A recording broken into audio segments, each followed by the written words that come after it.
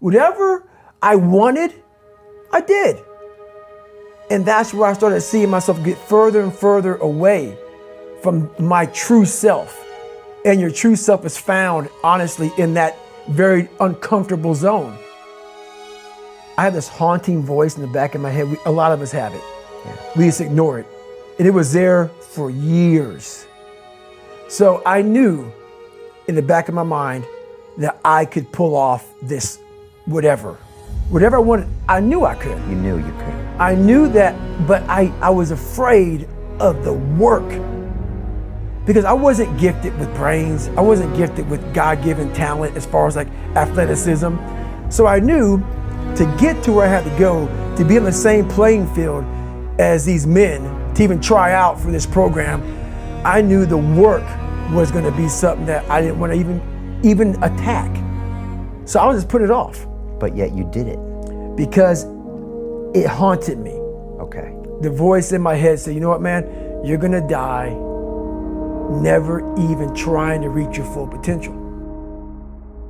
I believe in a higher power. Don't know the name, don't know where it's coming from, don't know anything like that. But I believe that this power, and visualize me real quick. Let's say it's a man up there or a woman, whatever, and they have a chart. And when you're born, they say David Goggins, born February 17th, 1975 at 6 a.m. They write the chart down because they can see everything. They know exactly what you're fucking supposed to be.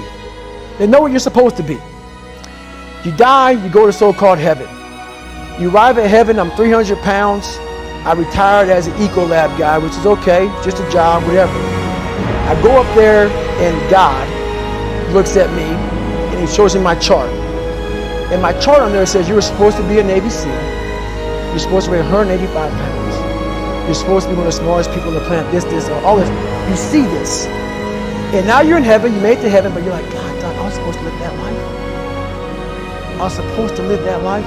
And then you find out that the reason why, because we all think that if we pray on it, if we do this, if we do that, whatever, we don't work, we just, whatever, it's gonna magically happen for us. No, I believe that when I'm all said and done with, my whole job is to outwork the chart. Whatever the fucking chart says about me, the all-knowing power up there, I want to get up there and say, him look at me and say, I know everything. I didn't fucking see this. I didn't fucking see this. I want to feel that. I want to get to the other end of this fucking world, and however I'm being judged, whoever's judging me, to look at me and say, I did not fucking know. I had you at 185, I had you at this, but all this other shit, I was riding as you were living it. I want to find more. All I can. And in that fucking sack of shit, you have to dive in that to find more. Because if you're not willing to go in there and face yourself, you're not gonna find anything.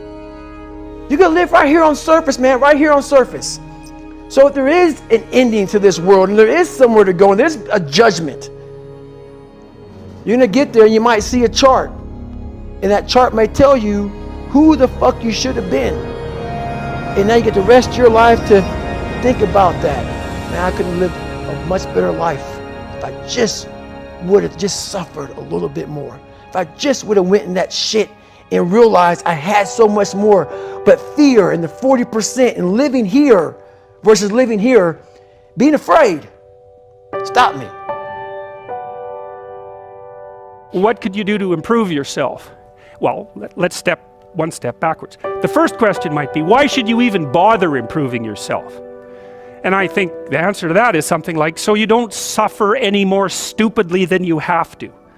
And maybe so others don't have to either. It's something like that. You know, like there's a real injunction at the bottom of it. It's not some casual self-help doctrine. It's that if you don't organize yourself properly, you'll pay for it, and in a big way, and so will the people around you. Now, and you could say, well, I don't care about that, but that's actually not true. You actually do care about that, because if you're in pain, you will care about it. And so you do care about it, even if it's just that negative way, you know.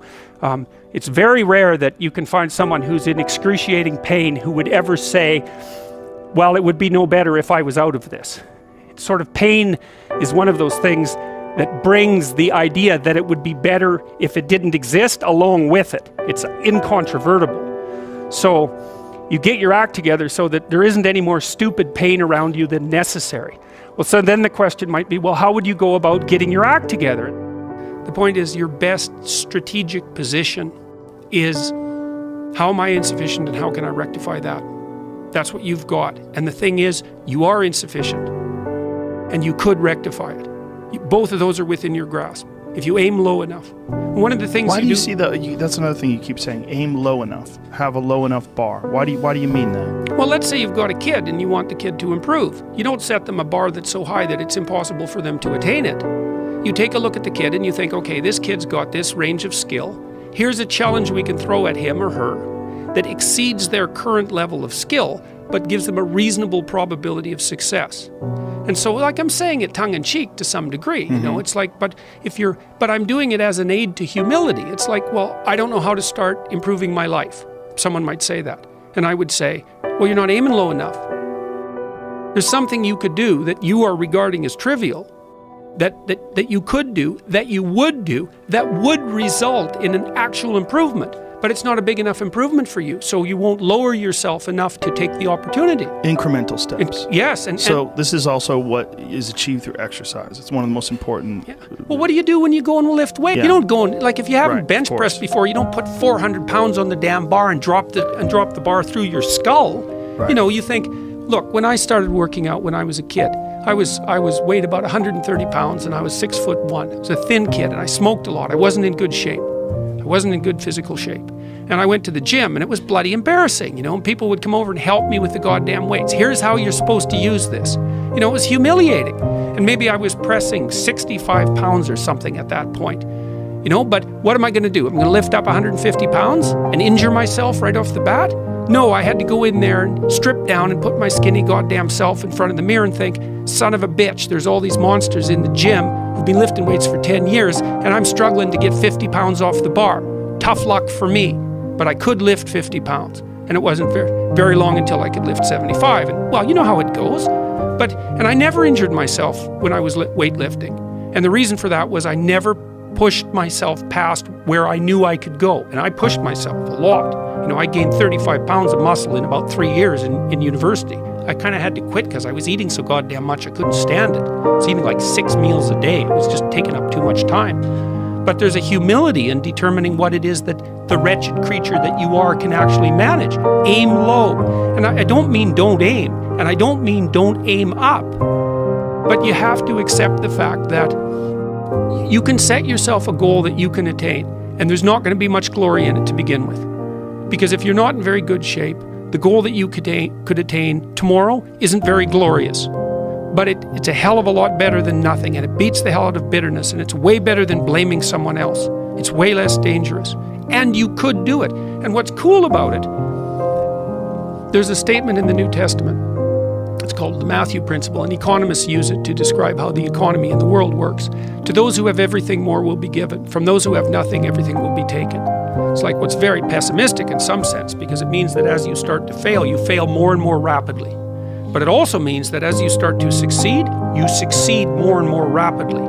And so you take an incremental step and, well, now you can lift 55 pounds instead of 52.5 pounds. You think, well, what the hell's that? It's like, it's one step on a very long journey. And so it starts to compound on you. So a small step today puts you in a position to take a slightly bigger step the next day. And then that puts you in a position to take a slightly bigger step the next day. And you do that for 2 or 3 years, man, you're starting to stride.